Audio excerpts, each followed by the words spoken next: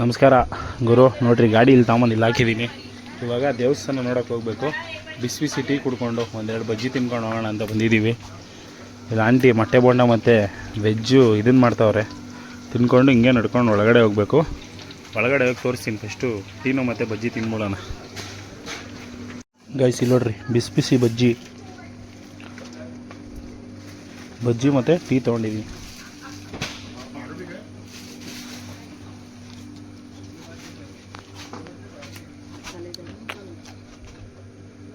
ನೀವು ಮುಂದೆ ನೋಡ್ತಿದ್ದೀರ, ಇಲ್ಲೇ ಬೆಳೆದಿರೋ ಪೈನಾಪಲ್ ಅದು ಕಾಡು ಒಳಗಡೆ.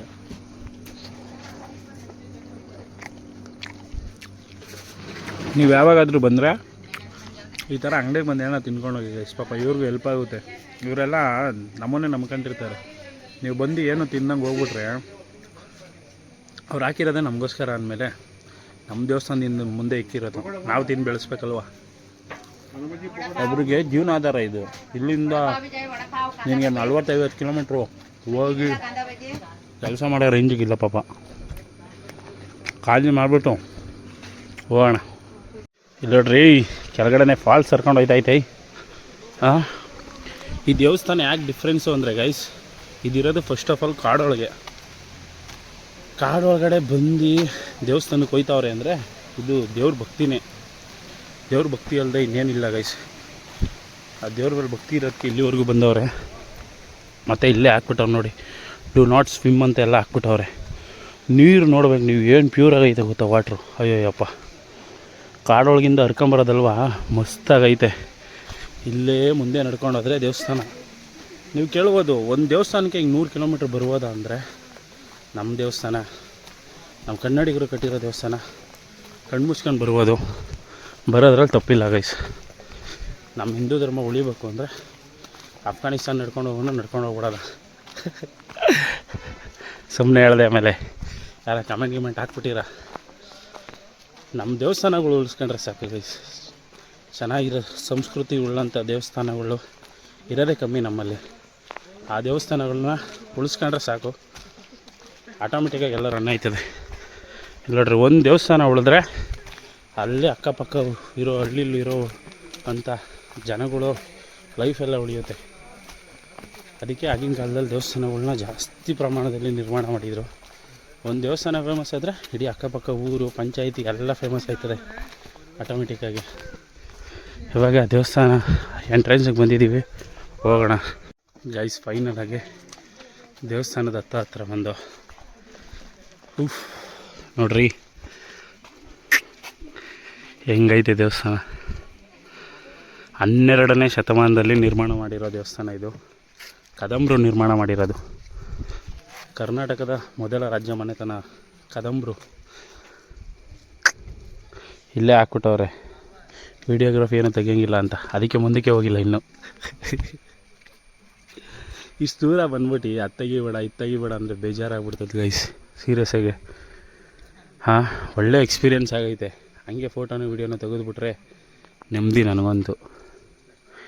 ನೋಡೋಕೆ 2 ಕಣ್ಣು ಸಾಲದು ಗೈಸ್. ಹಬ್ಬ ಬರೀ ಒಳಗಡೆ ಹೋಗೋಣ ಇವಾಗ. ರೋಡ್ ಎಲ್ಲ ಸಖತ್ತಾಗಿ ಮಾಡಿಬಿಟ್ಟವ್ರೆ.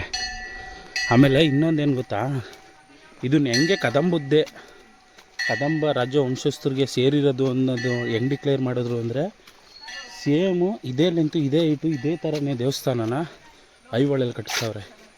ನೀವೇನಾದರೂ ನಂದು ಐಹೊಳೆ ವ್ಲಾಗ್ಸ್ ನೋಡಿಲ್ಲ ಅಂದರೆ ಹೋಗಿ ನೋಡಿ, ಅದರಲ್ಲಿ ಸೇಮ್ ಇದೇ ಥರ ದೇವಸ್ಥಾನ ಇರುತ್ತೆ ನಿಮಗೆ.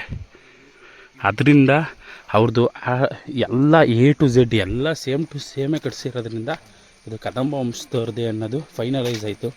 ಮತ್ತು ಶಾಸನಗಳು ಅವೆಲ್ಲ ಸಿಗ್ತಾ ಇರ್ತವೆ ಗೈಸ್. ಅವೆಲ್ಲ ಪುರಾತತ್ವ ಇಲಾಖೆ ನೋಡ್ತಾರೆ ಅದನ್ನು. ಶಾಸನಗಳು ಇರ್ತವೆ. ಮತ್ತು ಈ ದೇವರು ಮುಡುಗಬೇಕಾದ್ರೇ ಕೆಳಗಡೆ ಅದು ಏನೇನೋ ಎಲ್ಲ ಬರ್ಸಿರ್ತಾರೆ, ಅವೆಲ್ಲ ಇರುತ್ತೆ. ಆಗಿನ ಕಾಲದವರು ಎಲ್ಲ ಬುದ್ಧಿವಂತರು. ನೋಡ್ರಿ, ದೇವ್ರ ಮುಂದೆನೇ ಜರಿ ಹರಿದಂಗೆ ಹರಿಯುತ್ತೆ. ಸುತ್ತಲೂ ಫಾರೆಸ್ಟು.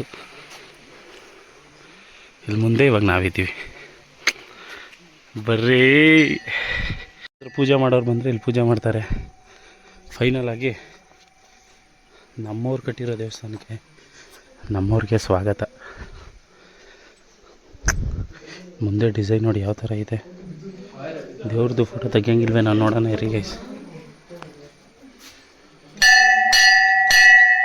ಶಂಭೋ ಶಂಕರ ಗೈಸ್, ಇಲ್ಲಿ ನೋಡಿ ಗೈಸ್ ಮೇಲ್ಗಡೆ ಯಾವ ಥರ ಐತೆ. ಇದನ್ನು ಕೆಚ್ಚಾಕ್ಬಿಟ್ಟವ್ರೆ. ನಾಗದೇವ್ರನ್ನ ನೋಡ್ಬೋದು, ನಾಗದೇವತೆಗಳು. ಇವಾಗ ಇದು ಯಾವ್ದು ಬಂದ್ಬಿಡ್ತಪ್ಪ, ಭಯ ಆಗ್ಬಿಡ್ತು. ಮುಂದೆಗಡೆಯಿಂದ ಹೊರಡವ್ರಿ. ಹಾಂ ನೆಮ್ಮದಿ ಆಗ್ಬಿಡ್ತು ಗೈಸ್, ಸಕ್ಕತ್ತಾಗೈತಿ. ಇವಾಗ ಈ ಸೈಡ್ ನೋಡಿ ದೇವಸ್ಥಾನ ಹೆಂಗೆ ಕಾಣಿಸ್ತೈತೆ.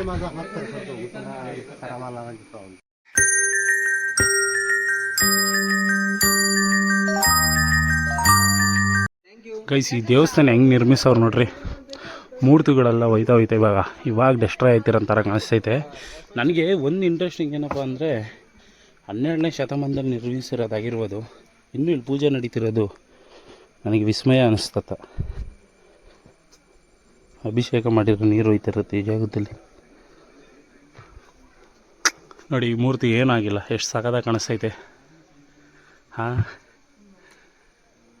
ನಮ್ಮ ದೇವಸ್ಥಾನಗಳು ನೋಡೋಕ್ಕೆ ಖುಷಿ ಆಯ್ತದೆ ಗೈಸ್. ನನಗಂತೂ ಎಲ್ಲಿಲ್ಲದ ಸಂಭ್ರಮ, ಏನೋ ಒಂಥರ ಫೀಲ್ ಮನಸ್ಸೊಳಗೆ. ಪಪ್ಪ ಶೆಕೆನೂ ಹಂಗೆ ಆಯ್ತದೆ ಇಲ್ಲಿ. ನಾರ್ಮಲ್ ಅಲ್ಲ, ದೇವಸ್ಥಾನ ನೋಡೋದೊಂದು ಖುಷಿ ಆಯಿತು ಅಂದರೆ ಇದ್ರ ಬಗ್ಗೆ ನಿಮಗೆ ತಿಳಿಸೋದು ಒಂದು ಖುಷಿ. ಆಮೇಲೆ ನಿಮ್ಗೆ ಇದ್ರ ಬಗ್ಗೆ ಇನ್ನೂ ಹೇಳ್ಬೇಕಾಗಿತ್ತು. 12ನೇ ಶತಮಾನದಲ್ಲಿ ನಿರ್ಮಾಣ ಆಗಿರೋದು. ಸರ್ವಶಕ್ತ ಭಗವಂತ ಪರಮಾತ್ಮನಾದಂಥ ಶಿವನ್ನೇ ಇಲ್ಲಿ ಪೂಜೆ ಮಾಡೋದು. ಪ್ಲಸ್ಸು ಇಲ್ಲಿ ಪೋರ್ಚುಗೀಸರು ದಾಳಿಯಿಂದ ಅನೇಕ ನಿಮಗೆ ಮುಂದೆ ಐತಲ್ಲ, ಮುಂದೆ ಪಾರ್ಟು ಇತ್ತು, ಅದೂ ಡೆಸ್ಟ್ರಾಯ್ ಆಗೈತೆ. ನಂದಿನ ಹೊಡೆದಕ್ಕೆ ಕೆಚ್ಚವ್ರತ್ತ ಹಾಕೊಂಡು ಅವೆಲ್ಲ ಡೆಸ್ಟ್ರಾಯ್ ಆಗವೆ. ಆದರೂ ಪರವಾಗಿಲ್ಲ ಗೈಸ್, ಒಂದು ಖುಷಿ ಅದೇ, ನಮ್ಮ ದೇವಸ್ಥಾನ ಇಷ್ಟ ಆದರೂ ಬಿಟ್ಟವ್ರಲ್ಲ ಅಂತ. ಮೇಲ್ಗಡೆಗೆ ಇದಿರುತ್ತೆ, ಅದು ಹೋಗೈತತ್ತ, ಏನೂ ಮಾಡೋಕ್ಕಾಗಲ್ಲ. ಇವಾಗ ಇಲ್ಲಿಂದ ಹೊರಡೋಂಥ ಟೈಮು.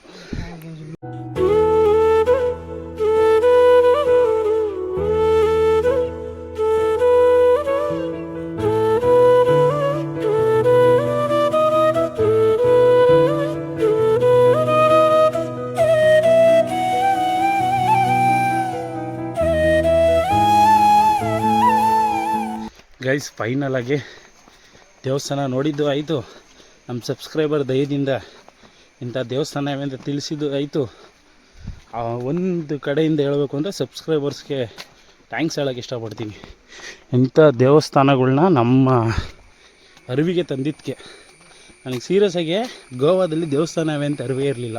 ಯಾಕೆ ಗೊತ್ತಾ, ಬಂದಾಗೆಲ್ಲ ಬೀಚು ಅದು ಇದು ಅಂತೆಲ್ಲ ತೋರಿಸೋರು ನೋಡ್ತಿದ್ದೋ. ಈ ಥರ ದೇವಸ್ಥಾನಗಳೆಲ್ಲ ಅವೇ ಬ್ರೋ, ಹೋಗಿ ಎಕ್ಸ್ಪ್ಲೈನ್ ಮಾಡಿ. ಇವೆಲ್ಲ ನಮ್ಮ ತಾಯಣೆಗೂ ಗೊತ್ತಿರಲಿಲ್ಲ ಗೈಸ್, ನನಗೂ ನೀವೆಲ್ಲ ಹೇಳಿದ್ದಕ್ಕೆ ಸಿಕ್ಕಾಪಟ್ಟೆ ಒಳ್ಳೇದಾಯ್ತದು. ಇವಾಗ ನೀವು ನಿಮ್ಮೂರಲ್ಲಿ ಯಾವುದಾದ್ರೂ ಫೇಮಸ್ ಆಗಿರೋಂಥ ದೇವಸ್ಥಾನಗಳು ಇಲ್ಲ, ನೀವು ಅದ್ರ ಬಗ್ಗೆ ತಿಳ್ಕೊಬೇಕು ಅಂತ ಆಸಕ್ತಿ ಇರೋರಾದರೆ, ಅದಕ್ಕೆ ನನಗೂ ಆಸೆ ಐತೆ ಗೈಸ್. ನಿಮಗೂ ಯಾವ್ದಾನ ಗೊತ್ತಿದ್ದರೆ ಅದ್ರದ್ದು ಎಲ್ಲ ಕಮೆಂಟ್ ಹಾಕಿ, ಬರೋಣ, ನಿಮ್ಮೂರನ್ನೂ ನೋಡೋಣ, ನಿಮ್ಮ ದೇವಸ್ಥಾನನೂ ನೋಡೋಣ, ಅದ್ರ ಬಗ್ಗೆ ತಿಳಿಸೋಂಥ ಪ್ರಯತ್ನನೂ ಮಾಡೋಣ ಅಂತ ಹೇಳ್ತಾ ಸಿಗೋಣ ಮುಂದಿನ ವಿಡಿಯೋದಲ್ಲಿ. ಜೈ ಹಿಂದ್, ಜೈ ಕರ್ನಾಟಕ. ಮತ್ತೆ ಬಾಯ್ ಬಾಯ್ ಫ್ರಮ್ ಗೋವಾ ಗೈಸ್.